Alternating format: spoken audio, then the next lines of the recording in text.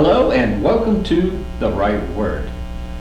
Have you ever felt like the enemy or the circumstance or whatever you're facing is just way too big, way too strong, and maybe you don't feel like you have the right equipment or the right tools to actually go against what you're facing? Then hold on, because I got a message for you. Yes, this message is exactly designed for that. Because why they don't teach this, I have no idea. Maybe they don't dig deep enough, maybe they haven't been taught, but you're going to learn it here. So hold on. I'm going to give you solutions. I'm going to give you exactly what God says. Let me show you an instance of maybe what you're feeling and what you're going through is exactly what they were in the Old Testament. In 1 Samuel chapter 17, you have the famous story of little David and big Goliath. And everybody knows that the Goliath had his full armor on and a big shield and a sword and a spear and a helmet and everything.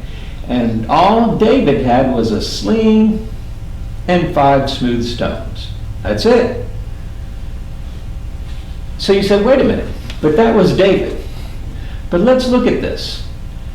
Goliath was way bigger, way stronger, and there was more Philistines than Israelites. How do I know? This is the part that maybe a lot of people don't see because they overlook it, but let's dive into it. Let's back up. That was 1 Samuel 17. Let's back up to 1 Samuel 13. And there's a verse in here that I hadn't seen till very recently, that once I saw it, you can't unsee it. And it's just for this occasion that I'm talking about. 1 Samuel 13:5. And the Philistines gathered together to fight against Israel. 30,000 chariots. 30,000 chariots. In today's equivalent, that would be like tanks. So let's say 30,000 tanks. That's a lot. 6,000 horsemen. That's infantry. 6,000. So there's 36,000 right there. And then troops like the sand on the seashore in multitude. So you had 30,000 tanks, 6,000 horsemen, and troops that you can't number. That's a lot. Against how many? Now there was no blacksmith to be found in all of the land of Israel. For the Philistines said, let the Hebrews make spears for themselves. So on the day of battle, what battle? David and Goliath in chapter 17. On that day of battle, there was neither sword nor spear to be found anywhere in the land of Israel except for Saul the king and Jonathan. And the garrison of Philistines went out against them. Wait a minute. And it says, are you ready for this? 600 men. 600. So you had 30,000 chariots, 6,000 horsemen, troops that can't be numbered against 600 Israelites with no sword and no spear. And in that mix of Philistines was Goliath, whom David fought. So you have all those troops, all that armament, and Goliath. And you're going as an army of only 600 against them with no sword and no spear because there was no blacksmith. I hadn't seen that before. And you may ask yourself, let's put ourselves in their shoes. They're going against that many, no sword, no spear, and a giant Goliath. Now, Can we relate to that? Remember the question that I asked you? I asked you, have you ever felt like your situation or whatever you're facing is way too much? It's way bigger, way stronger, and you're not fully equipped with the right tools or knowledge? That's what's happening here in 1 Samuel 13. There's way too many of them. They're way bigger, and they don't have a sword and spear. They're not equipped. But hold on. I told you that this was for you. Let's keep going. Let's keep going. Because we know how that story ended. But what if you're not David? I'm not David. But I still have a giant Goliath that I'm facing. Oh, I'm getting there. Hold on. Here we go. Deuteronomy chapter 7, verse 1. When the Lord your God brings you into the land that you're entering to, take possession of it, and clears away many nations before you, the Hittites, the Girgashites, the Amorites, the Canaanites, the Perizzites, the Hivites, and the Jebusites. That's a lot of sites. We'll get to those in just a minute. Notice in the very beginning, when God says you're going to take the land and possess it, that means grab it, take hold of it, and it's going to be yours. But wait a minute. There's these 7 nations that are already there. And he mentions them by name. And he says, when the Lord your God gives them, those 7 nations, over to you and defeat them, you must, here we go, destroy completely and show no mercy and make no covenant with them. You say, wait a minute. What happened to that all-loving, merciful God? I understand that. And that has its place. And he is. But why is he mentioning these 7 nations by name and telling them to completely destroy? Make no covenant, show no mercy. Let's find out. Because this is the whole key to whatever you're facing, whatever giant, whatever situation, whatever you're facing, that you feel like you have no sword or spear to go up against. Let's look at these 7 nations and see what exactly is in it. The first one mentioned is the Hittites. And if you look in the original language, Hebrew, Hittite means terror or fear. Are you kidding me?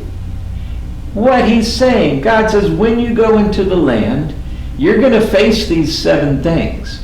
And the first one is the Hittites. You're going to face terror or fear. How would you like to go up against, let's say you're playing football or baseball, or right now World Cup's going on, and the other team's name is terror or fear, and that's what you're going against. But this is a whole nation that's bigger and stronger, and their name is terror. So maybe the situation that you're going through or I'm going through, that I'm facing, is bigger and I'm not equipped to take it on. Maybe it's fear or terror or something you're scared of. Number 2, the Girgashites.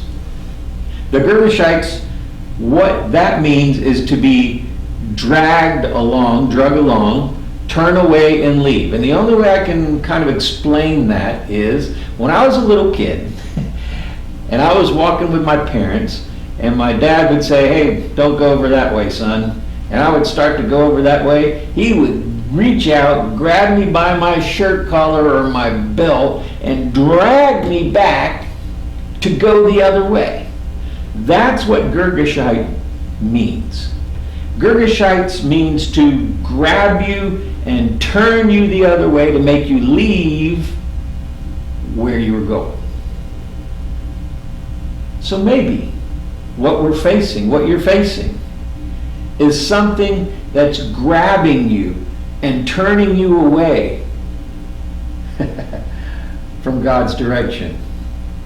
And it's dragging you along in its direction. That's a Girgashite. And maybe it's bigger and stronger, and you feel like you don't have anything to fight against it. Number 3 is Amorites. What does Amorite mean? Amorite means speak commanding or discouragement. And what speak commanding means is what we would call a put down or a roast or a burn, whatever term you want to use. What do I mean by that?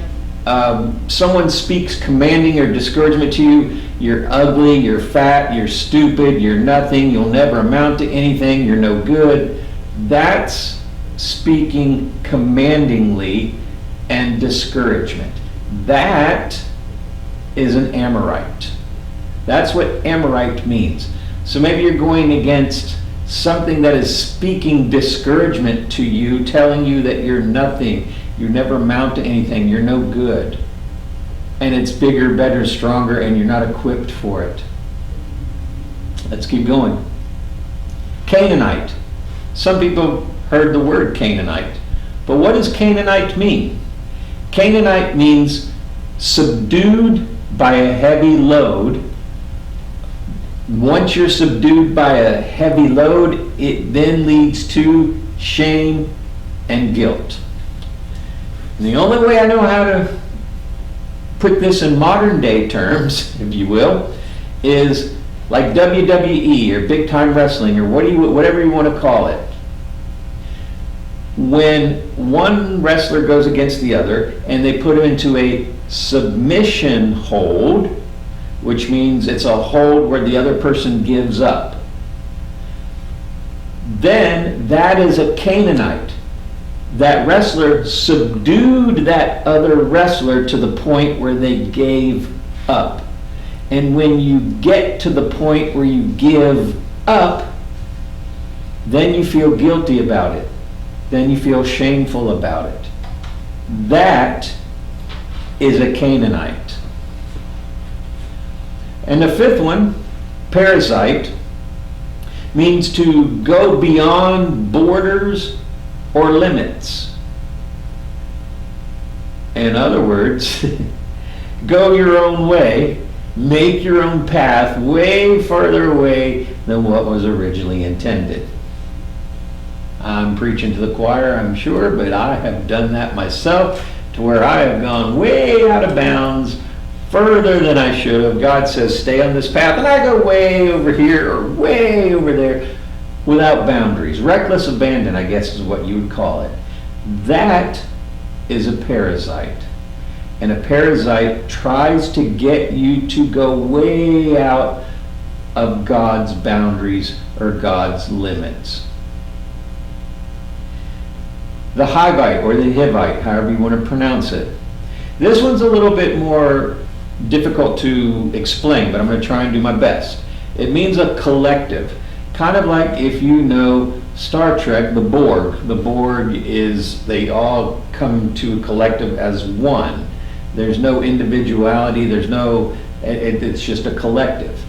And what that is a Hivite or a Hivite, however you pronounce it, you want so bad to be part of that group or that clique or whatever it is that you've lost now your mission, your purpose, your calling, and your identity. Because when you leave that and become part of a collective, now you're part of this and not part of your calling, not part of your mission, and not part of your journey. Your journey is not yours anymore, it's a collective. So the Hivite or the Hivite means that you want to fit in so bad, you want to join this, that now you've left what you're really supposed to be doing and who you're really supposed to be. And the last one is the Jebusite. A Jebusite means to be trampled down by pressure and leads into poverty.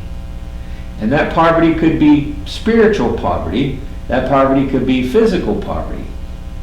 Either way, it means to be trampled down.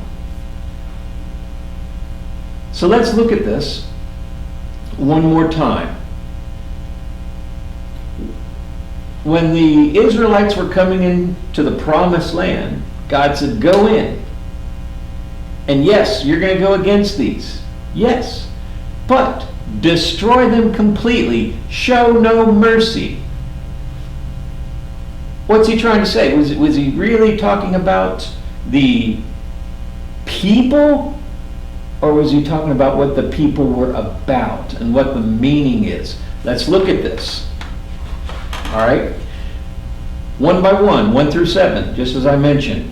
What God is telling us, what God is telling you is, if you go against a Hittite, terror or fear, destroy it completely, show it no mercy. If you go against a Girgashite, where it's dragging you along and leaving where destroy it completely, show no mercy. If you're going against an Amorite that's speaking down to you, discouraging you, destroy that completely, show it no mercy. If you're going against a Canaanite that's subduing you by a heavy load where you give up, don't give up, don't be ashamed, don't feel guilty, destroy that completely, show it no mercy.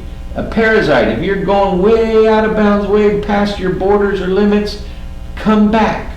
Show that no mercy, destroy it completely. If you go against a Hivite, a collective, don't let it distract you from your purpose, from your identity, from your mission, from your calling. Destroy that completely, show it no mercy.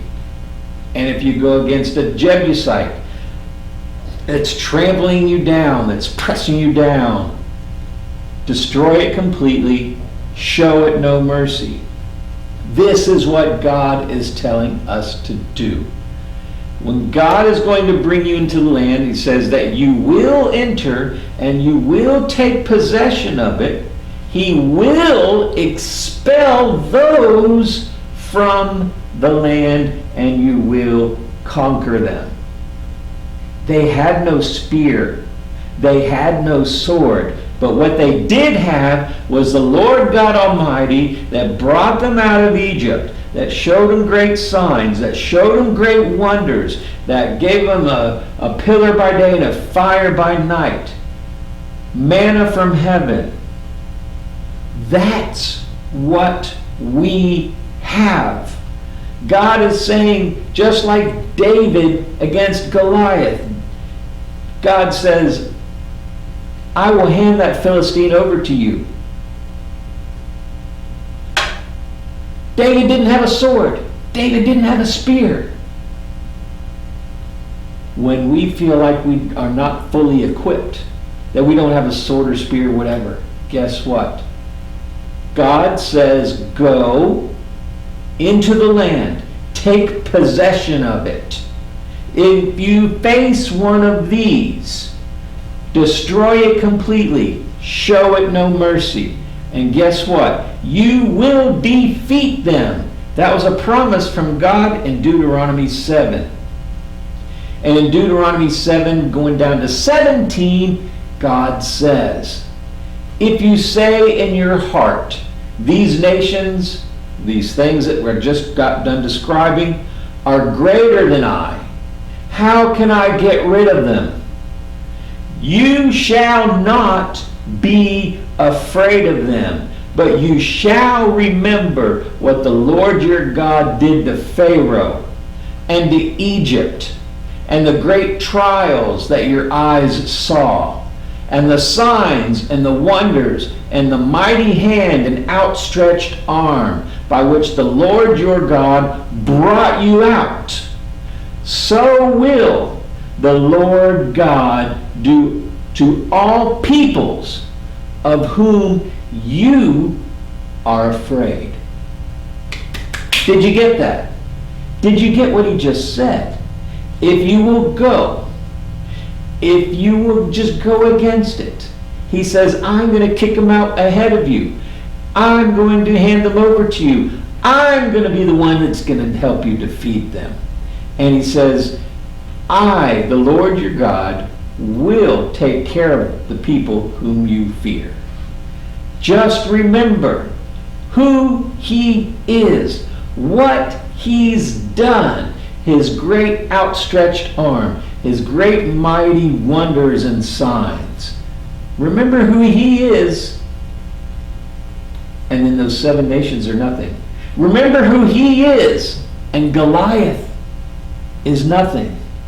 And watch them fall. Watch them fall. If you're facing one of these and have no sword or spear, you have the outstretched arm and mighty hand of God. Go, conquer, destroy completely, show no fear. And may you be blessed.